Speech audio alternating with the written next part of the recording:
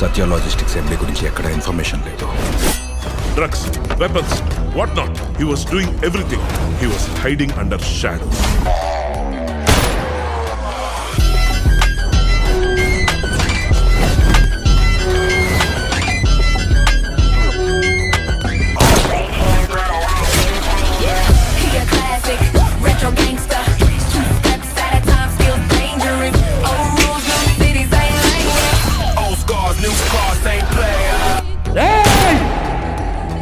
మన గురించి ఆలోచించడానికి కూడా భయపడాలి.